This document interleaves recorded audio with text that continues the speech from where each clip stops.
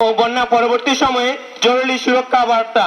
আশ্রয় কেন্দ্রে ব্যক্তিগত ও পরিবারের নিরাপত্তা নিশ্চিত করতে নারী, শিশু, কিশোর, প্রতিবন্ধী ও বৃদ্ধদের যত্ন নিন। শিশুরা যেন মা বাবা বা অভিভাবকের কাছ থেকে বিচ্ছিন্ন না হয়ে যায় তা বিশেষভাবে খেয়াল রাখুন।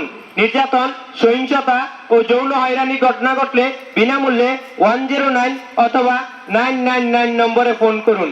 বন্যাকালীন ও বন্যা পরবর্তী সময়ে গর্ভবতী এবং যে সকল মা শিশুকে বুকের দুধ খাওয়ান তাদের প্রতি বাড়তি যত্ন নিন। শিশুকে বুকের দুধ খাওয়ানো চালিয়ে যেতে বলুন। প্রয়োজনে গর্ভবতী মাকে নিকটবর্তী হাসপাতাল বা চিকিৎসা কেন্দ্রে নিয়ে যান। বন্যাকালীন ও বন্যা পরবর্তী সময়ে খাওয়ার আগে পায়খানা থেকে ফিরে শিশু খাবার তৈরি ও শিশুকে খাওয়ানোর আগে এবং শিশুর শৌচ কাজ করার পরে সাবান দিয়ে 2 হাত অবশ্যই ভালো করে ধুয়ে নিন। বন্যাকালীন ও বন্যা পরবর্তী সময়ে শিশুদের নিরাপত্তা ও হারিয়ে যাওয়ার ব্যাপারে সচেতন থাকুন। শিশুকে একা রাখবেন না এবং পরিবারের প্রাপ্তবয়স্ক কোনো ব্যক্তি সর্বদাই শিশুর সাথে থাকুন। বন্যার সময়ে শিশুরা চলাফেরা করতে গিয়ে বা খেলাধুলা করতে গিয়ে পানিতে ডুবে যেতে পারে, তাই সর্বদাই সতর্ক থাকুন। প্রতিটি শিশুকে নিজের নাম, পিতামাতার নাম, উপজেলা বা ইউনিয়নের নাম শেখান। সম্ভব হলে পরিবারের কারো ফোন নম্বর শিখিয়ে নিন। শিশুদের কবজি বা বাহুতে একটি কাপড়ের টুকরো বা ট্যাগ লাগিয়ে রাখুন, যেখানে শিশুর নাম, পিতামাতা, পরিচর্যাকারীর নাম ও অন্যান্য গুরুত্বপূর্ণ তথ্য লিখে দিন।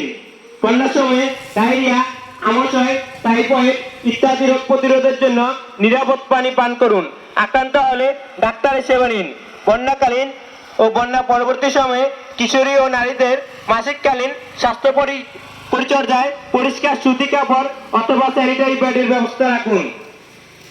বাড়িতে স্যালাইন ও পানি বিশুদ্ধকরণ ট্যাবলেট সংগ্রহ করে রাখুন। বিভিন্ন সরকারি বেসরকারি প্রতিষ্ঠান থেকে তা বিনামূল্যে সংগ্রহ করে নিন। বন্যার সময়ও স্বাস্থ্যসম্মত পায়খানা ব্যবহার করুন। নিরাপদে বর্জ্য ব্যবস্থাপনা করুন।